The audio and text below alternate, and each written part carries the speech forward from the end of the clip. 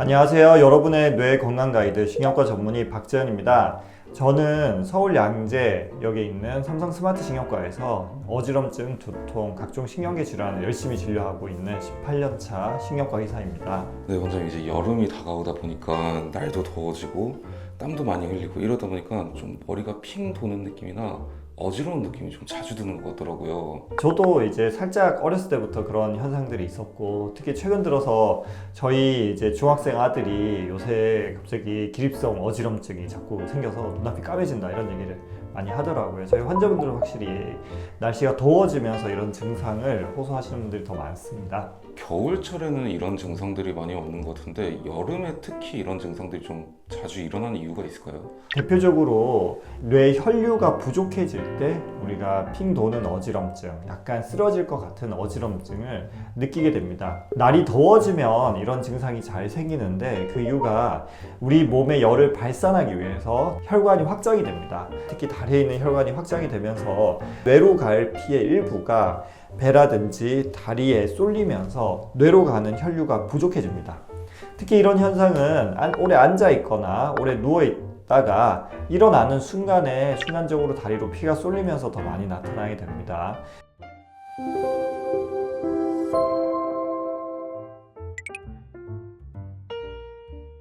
땀을 많이 흘려도 이런 증상이 당연히 나타날 수가 있고요. 특히 더운 날에 일을 많이 하게 되면 수분을 많이 흘리잖아요. 우리한테 중요한 거는 이 혈관 속에서 돌아다니는 이 물이 중요한 거거든요. 땀이 너무 많이 배출이 되면 탈수가 되면서 혈류량이 줄어들게 됩니다.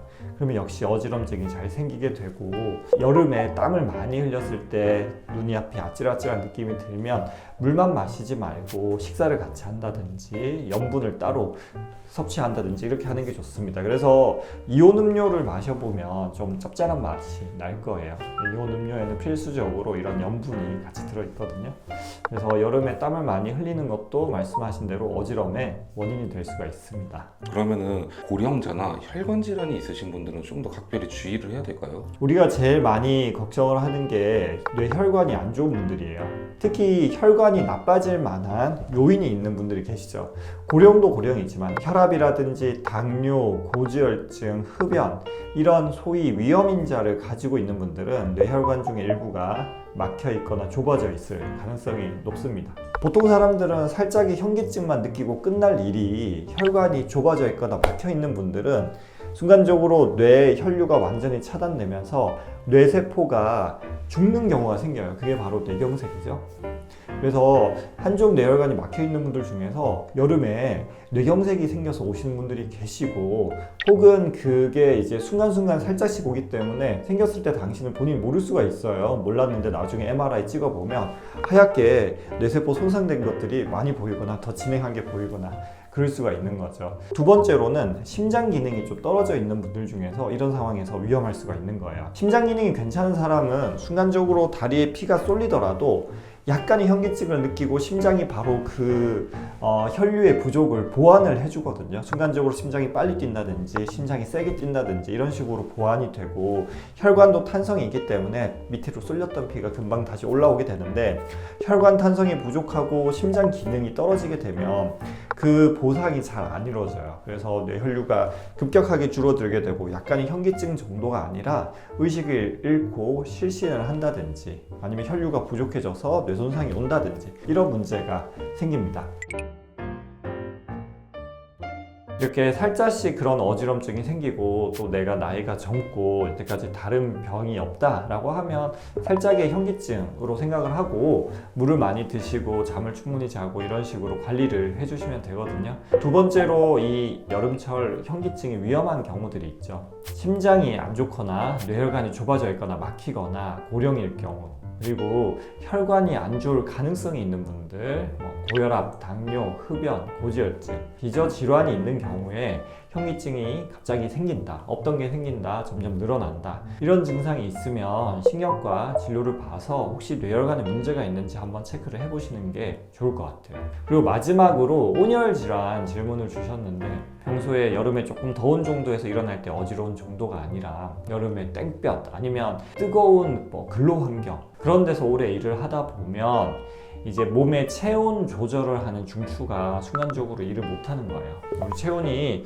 떨어지면 체온을 올려줘야 되고요. 체온이 너무 올라가면 몸을 식히는 그런 몸의 항상성을 유지하는 우리 인체 조절 능력이 있는데 그 조절 능력이 망가지면서 소위 열사병, 일사병 이런 것들이 되는 거거든요. 그런 경우에는 체온이 너무 많이 오르고 너무 어지럽고 힘이 빠지고 눈앞이 하얘지고 이런 증상이 생기면 빨리 뜨거운 곳 환경을 피하시고요. 그 다음에 물, 수분 섭취가 제일 중요하거든요. 특히 이온 음료 많이 섭취하시면 좋아요. 그럼 이런 어지럼증이 있는 환자들 경우는 아무래도 좀 운동을 하는 것보다는 좀 휴식을 취하는 게 좋을까요? 이 어지럼증이 있는 초기에는 이제 운동을 좀 쉬는 게 좋아요. 누구나 심하게 운동을, 저도 뭐 헬스장에서 열심히 뭐 이렇게 운동을 하고 나서 순간적으로 이런 어지럼증이 생기는 경우가 있거든요. 근데 장기적인 관점에서는 운동을 하는 게 좋아요. 어지럼이 막 올라오고 심할 때는 운동을 쉬셔야 되겠지만, 근데 장기적으로는 내가 그러한 어지럼증이 유발되지 않는, 그러니까 내가 무리하지 않는 선에서는 운동을 해야지 뇌 혈류가 좋아져서 어지럼을 예방할 수가 있어요. 뭐가 개선이 돼야 되냐? 심폐기능이 개선이 돼야 되겠죠. 심장과 폐, 혈관 기능이 개선이 돼서 다리로 갔던 팔로 갔던 각종 근육 장기로 갔던 피가 잘 순환이 돼서 심장으로 잘 돌아오고, 심장으로 갔던 피가 또 잘 펌프질을 해가지고 뇌로 피가 잘 가야 됩니다. 두 번째로는 다리 근육이 중요해요. 우리가 중력이 있으니까 밑으로 내려갔던 피가 올라오기는 원래 힘들잖아요. 그래서 심장의 펌프 힘만으로는 올라오기 힘들기 때문에 다리에 있는 근육이 이제 보조 펌프 역할을 해줍니다.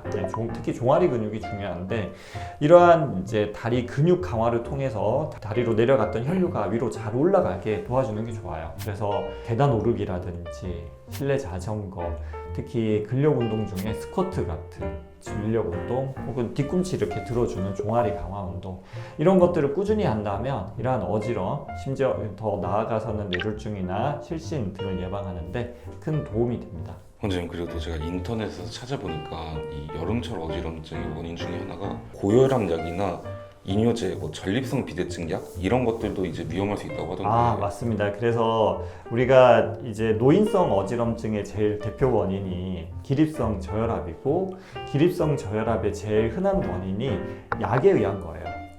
말씀하신 대로 고혈압약, 이뇨제, 전립선 비대증 약은 높은 혈압을 낮추기 위해서 먹는 경우가 많이 있잖아요. 그러다 보면 저혈압이 좀 생기는데, 내가 가지고 있는 혈압의 수준에 비해서 약이 강해지면 평소에는 문제가 없는데 내가 일어날 때 주로, 아니면 날이 더울 때, 땀을 많이 흘릴 때 저혈압이 유발이 되는 거죠. 그래서 이런 경우에는 약의 용량을 조절한다든지 종류를 좀 바꾼다든지, 아니면 다른 방법을 써서 아까 얘기한 운동을 통해서 심폐기능 강화하고 다리 근력 강화해서 기립성 저혈압, 그 다음에 어지럼증을 예방할 수가 있습니다. 그럼 이런 고혈압약이나 이뇨제, 전립성 비대증 약을 드시는 분들 같은 경우는 여름에 저희가 임의로 약 복용량을 좀 줄여도 괜찮을까요?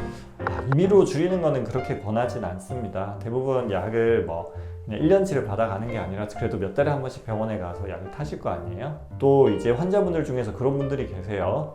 내가 오늘은 좀 어지러우니까 약을 좀 쉰다든지, 반 알만 먹는다든지, 두 알 먹던 걸 한 알만 먹는다든지 이렇게 하시는 분들이 있는데, 약은 문제가 내가 먹었을 때 그 당시에 몇 시간만 작용을 하는 게 아니에요. 예를 들어서 혈압약 같은 경우는 약을 먹기 시작하면 최대 효과가 나타나는데 한 2주에서 4주 이상 걸리기도 하고요.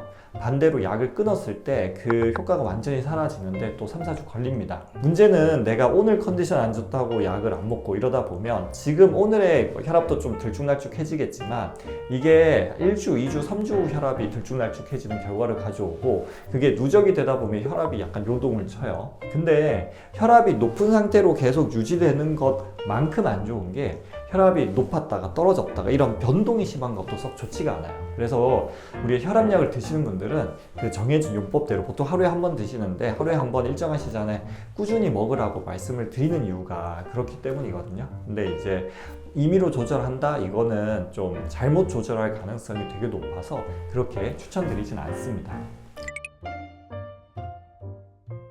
네, 여름에 내가 어지럽다라고 하면 이 어지러움이 왜 생기는지 한번 생각을 해보시는 게 좋습니다. 이제 뭐 땀을 많이 흘리면 물이나 식사 잘 챙겨서 마시고 드시고 하시고 내 혈압이 너무 떨어진다. 혈압약을 내가 먹고 있다. 그래서 혈압약을 줄이는 걸 좀 상의를 해본다든지 아니면 그런 게 없는데도 그냥 만성 저혈압인 분들이 계시거든요. 이런 분들 같은 경우에는 운동을 꾸준히 하시고 살을 찌우면 좀 혈압이 약간 올라갑니다.